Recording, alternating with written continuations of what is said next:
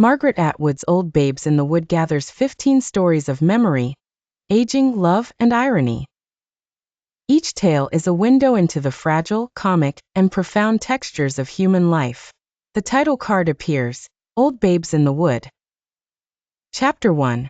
First A-Day Kitchen, full of morning light. Nell steadies Tig after an anxiety-laden moment. Pills roll across the table. The narrator frames their quiet acts of care, hinting that love isn't grand gestures, but steady presence. A hand on another's shoulder is a subtle reply to years of partnership. Chapter 2. Two scorched men smoke lingers in a deserted cafe as two elderly men sit opposite, shadows cast long behind them. Through narration, their conversation tiptoes around old hurts. Memory scorched but never quite extinguished, its silence, humor, and the weight of things unsaid. Chapter 3.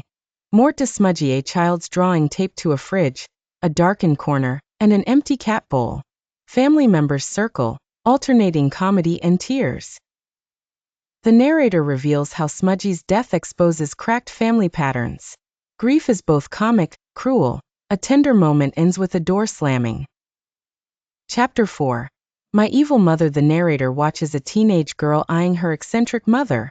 Rules, warnings, superstitions. A cluttered kitchen, the mother's stern glance, daughter's rolling eyes. Half resented, half believed. The story blurs memory with myth. Chapter 5. The Dead Interview. A desk lamp creates an eerie island of light. A tape recorder whirs, ghostly shadows flicker behind a vacant chair. The narrator stages an imagined interview with the dead, revealing the slipperiness of truth, reputation, and memory never being neutral. Chapter 6. Impatient Griselda. A medieval tapestry fades into a modern woman striding away from expectations. The narrator retells Griselda's tale, but this time patience shatters, and rebellion walks out the door. Chapter 7. Bad Teeth. Bright clinical light on a dentist's chair. A hand covers a nervous mouth. The narrator unfolds how dental decay mirrors shame and class constraints. Humiliation is not just physical, but cultural, as the mirror shows more than teeth. Chapter 8.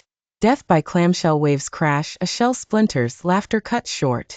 A seaside accident tumbles into absurdity in narration, reminding us fate is shaped by chance, and comedy borders tragedy. Chapter 9.